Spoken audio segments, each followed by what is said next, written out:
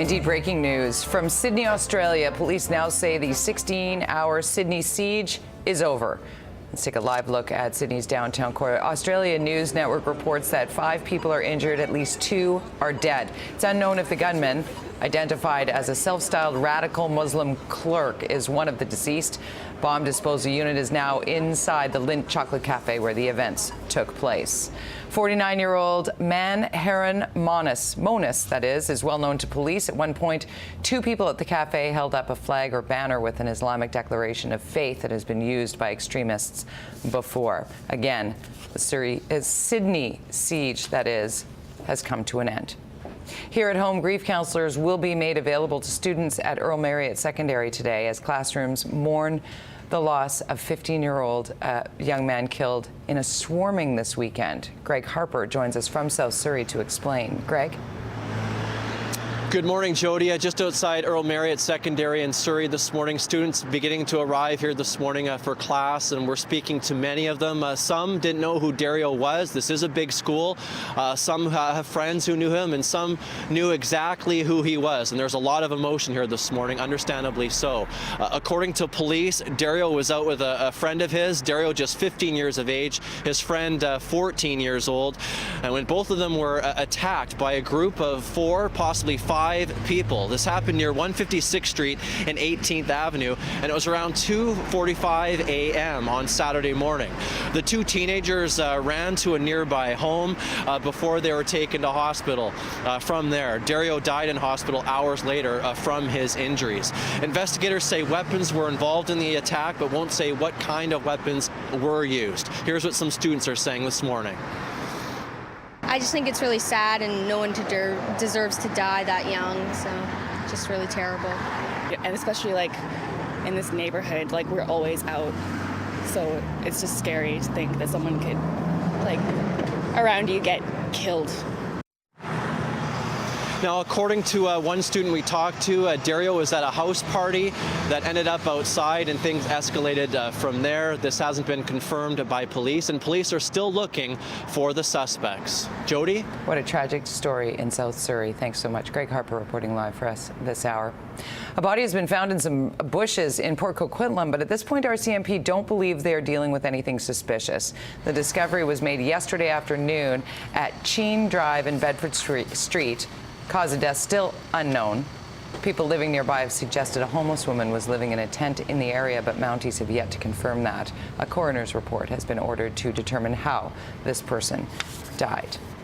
Luca Magnotta's murder trial is winding down in Montreal. The judge is due to give his final instructions to the jury today. Then the 12 jurors will be sequestered to decide on a verdict for the 32-year-old. The Crown wants Magnotta convicted of first-degree murder and the 4 other charges he faces in the 2012 killing of Chinese engineering student Jun Lin. Magnotta has admitted his guilt, but hopes to be found not criminally responsible by way of mental disorder. Experts testified on Magnotta's behalf that he is schizophrenic and was psychotic the night of the deadly attack. A number of Lower Mainland communities are being offered disaster relief to help with damage caused by recent flooding. The province is handing out funds to eligible people in 31 areas, including Delta, North Van, and Richmond. Homeowners, businesses, and farmers with no insurance to cover the losses can make claims. This follows the series of storms that battered the South Coast and Vancouver Island last week. Brace yourself for long lines if you're planning on sending presents or parcels today. Today is expected to be the biggest mailing day of the year for the U.S. Postal Service, UPS, and FedEx. Meanwhile, some Canada Post deadlines are fast approaching. The regular parcel deadline passed last week, so if you want a present to get to the recipient in time for Christmas, you will have to express post it by December 22nd. If you want to send Christmas cards out of province, you have until Wednesday. As for letters to Santa, that deadline is tomorrow. No postage required for that one, though. The address, Santa Claus, North Pole, HOHOHO. And don't forget the return address, because Santa writes back. 8:05, let's talk sports. One of the most heated rivalries in the NFC played out in Seattle yesterday. Beast mode. Marshawn Lynch rushed for 91 yards and a touchdown. Russell Wilson added a 10-yard TD pass to Paul Richardson in the fourth as Seattle rallied from a 7-3 halftime deficit to come out on top with a 17-7 win. The victory means the Seahawks knock San Francisco out of the playoffs, ending the 49ers' run of reaching the NFC Championship game for 3 straight seasons. Pittsburgh Penguins Sidney Crosby now on the list officially of NHL players that have come down with the mumps.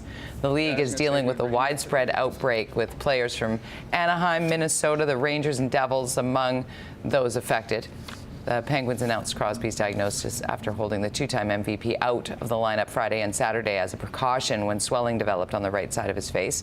Meanwhile, the entire Maple Leafs team have had their mumps vaccine as Toronto tries to avoid the outbreak, but as Dr. Yvette Liu just told us, it can take up to 5 weeks to be properly stocked up on the antibodies that need to fight the mumps.